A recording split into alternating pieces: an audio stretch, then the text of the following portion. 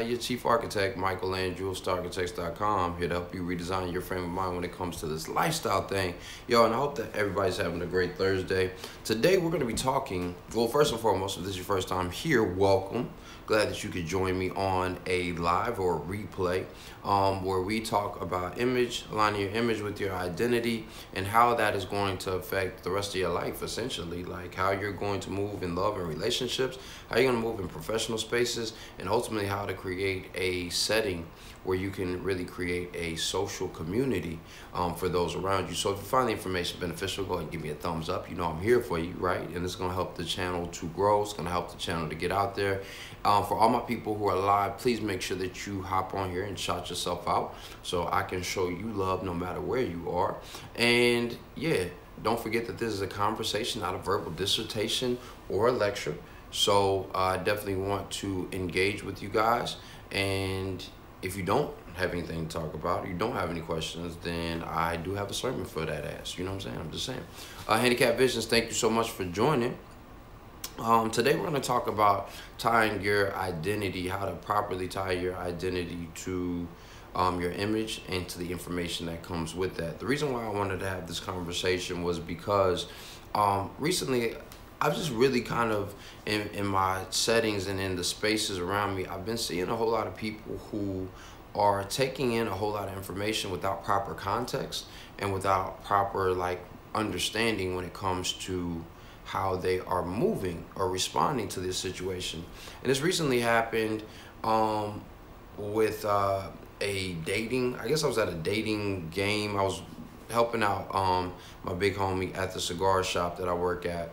And they did this event where it was a card playing game that was talking I guess couples questions, which was cool. Seems like a really great concept, and the questions were interesting, but it seemed like nobody was looking to communicate to understand. They were communicating to debate or to create conflict. And it started making me think about our relationship, especially when it comes to the women that we deal with. A lot of times now we're not looking to connect. We're looking to defend ourselves, or for the ladies to defend ourselves. We're not looking for understanding. And then that started making me think about society, and how in society we're only listening to respond. Myself included. I battle with this as well. That we're not listening to understand something or someone. We're listening to say, oh, but here, oh, I got you. I was listening so I could get that gotcha moment, and I got that gotcha moment. And so now I'm really about to tear you a new one. And the same thing kind of goes for style. If you haven't checked out my book, Sex Just for Success, 10 Keys to Sex, Substance, and a Signature Style, I talk about that men oftentimes are dressing for the women in their life, right? Then they dress for men as far as competition and to suppress the competition. And then most, you hope that they get here, but most are never going to get to the space where they're actually dressing for themselves within the community or in the world that they are creating for themselves. And that is partly because they're taking in all this information without proper context or understanding. And that's a dangerous thing when you start thinking about the fact that we're taking in information, probably thousands of pieces of information at a moment's notice. So during the course of my conversation, I think they say at least 20,000 to 30,000 YouTube videos are going to be uploaded within a minute, right? Because I think it's something like 3 million YouTube videos are uploaded per day, right? So if you start thinking about that, how much information we get, how much information comes in on our timeline, how much information is on our Facebook feed, our Instagram feed, our Snapchat feed, our YouTube feed, our Google feed, right? That's 5 just different pieces that I just told you about, plus your email, plus your text messages, plus, all these different types of things. Information is coming at us from every which way. That's exactly how it looks, right? Information, information, information, information. And very rarely do we have the opportunity to do this and then say, stop. Let me actually go through and read this information. And then not only read it, but sit with it and break it down and dissect it to say, do I really understand what this is expressing? And so when we start talking about that in three ways, again, consciousness, constructing your character, and then ultimately communicating your character, it begs the question, when you are thinking about not only your style, but your life, are you being intentional with your thoughts? Here's the reason why that is important in a modern day society. When I'm talking to a lot of guys about dating and how to show up in a dating type of situation, a lot of these dudes want to show up as, you know, dangerous and daring and mysterious and all these other wonderful things because they've heard women say that that is attractive, right? That's an appealing dynamic. And yet and still, in this Me Too culture, in this culture where women are finally getting a voice to express some of the atrocities that men have done, right?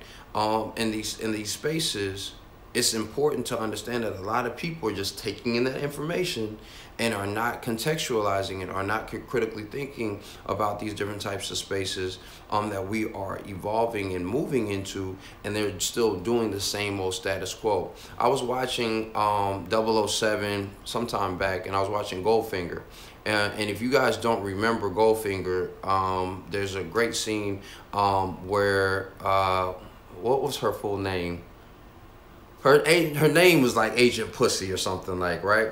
And so he is going back and forth with this young lady, playful banter, you know, and all these other different types of things. And there's one scene where they're in a bar, in a barn, not a bar, and they are fighting. They go back and forth, right? And she flips him, and then he flips her.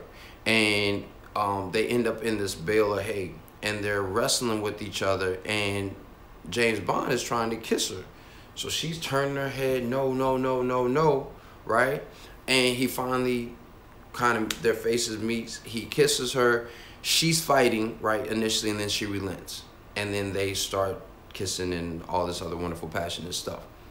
And I was like, man, when I was watching it recently, I was like, man, I wonder if that would actually work in 2018. Because this is, I mean, Goldfinger is 1970 or 60 or something like that. Would that work in a modern day society? And did she really want it, or did she just relent because he overpowered her? Like, it started making me think about those things because I actually had time to sit with some information. And so in those same spaces, I think that when it comes to our image and how we're showing up in certain situations, it's important to remember that everybody is not going to have the opportunity to sit and think with things. I gave this great example earlier when I was on Instagram Live talking to guys in this context. If you've ever, if you've ever traveled to LA, right? And you've ever been in their neighborhoods, you know that there's certain spaces where I can't wear this red sweater unless I have a representative and unless they say that that's cool. And then to be honest with you, I don't even want that static, so I'm not even going to wear that. I don't even want their homies looking at me crazy. So in that space, I understand that they don't have the ability, or I shouldn't say the ability, they don't have the opportunity to actually look at this color and say, oh man, but look at the designs he got with it. This dude's wearing a turtleneck with it. This dude ain't no threat. He don't cause us no issue. And he probably doesn't even know. Look at the way that cat is dressed. The cat got a hat on. Ain't no way he really knows about this whole dynamic that we live in up in here. All they see is danger and potentially danger and disrespect, right?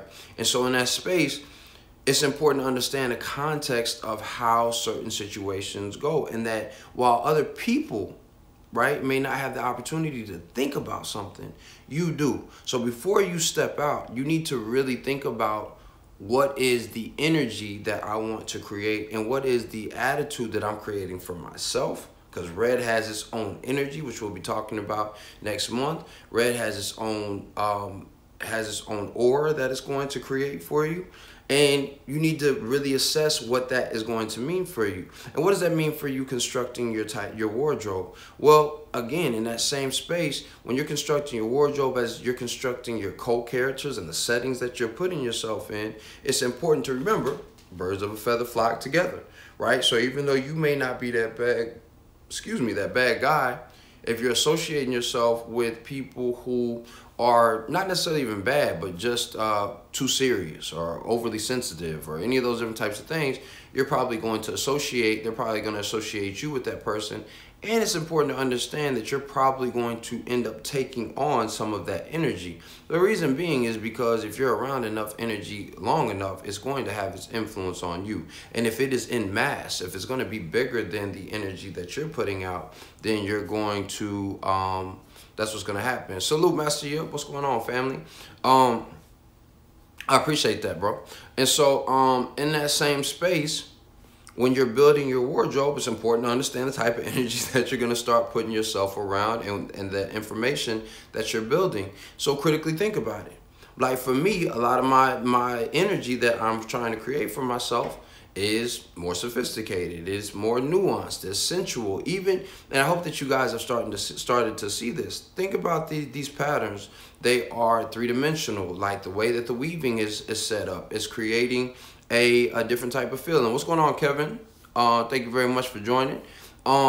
It's creating this different type of energy just with the texture. So everything that I've purchased for the most part has created something that is sensual, something that needs to be felt. It's seen and it creates a visual cue that people can respond to, much like sensuality. And so because I've been intentional about that, it changes the dynamic and the energy that I step out with, which moves to the last part of what we talk about, which is communication.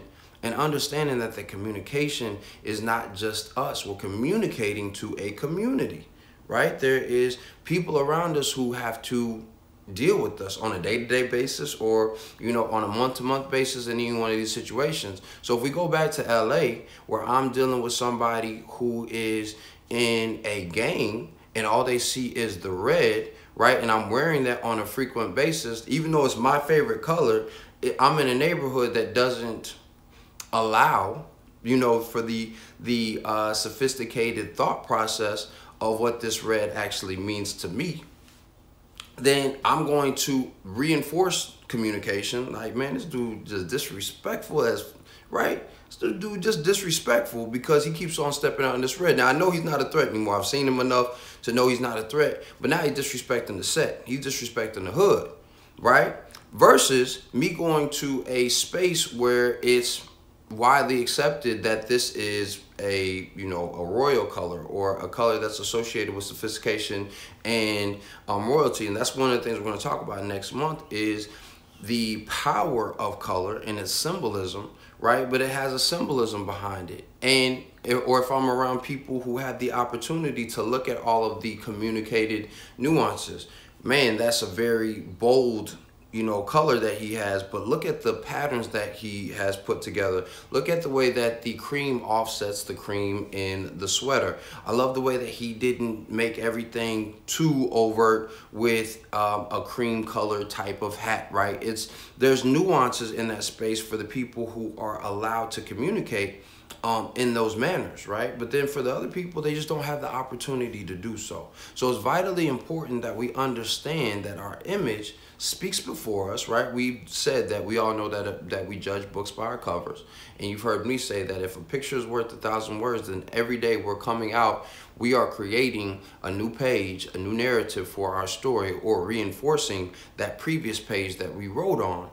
And if that's the case, and if we live in the age of information, pause, you know, ellipsis dots, right? Without understanding. We live in an age of information, for the most part, devoid of understanding.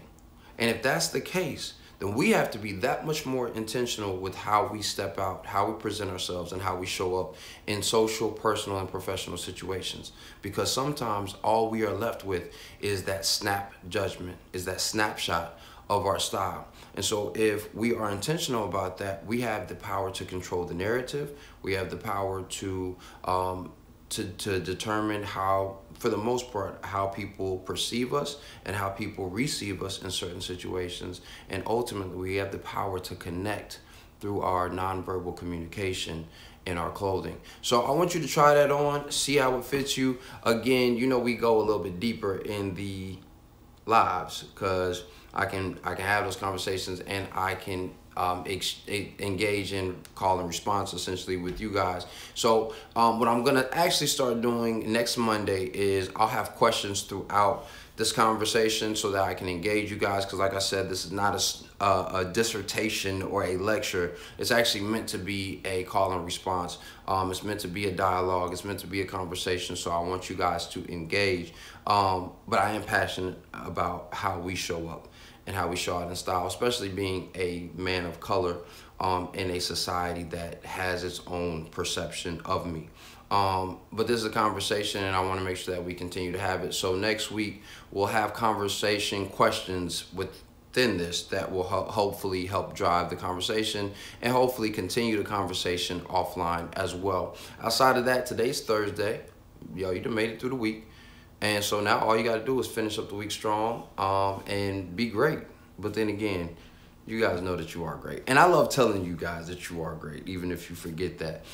So by all means, like I said, make sure that you check out the Style Speaks tonight at 6:30 p.m. And above all, don't ever forget that dress is nothing more than the expression of a man's state of mind. So sorry, we had a little minor technical difficulty as we were wrapping up. Should always remember that you should always dress to express. I'll see you tomorrow. Be great. Peace.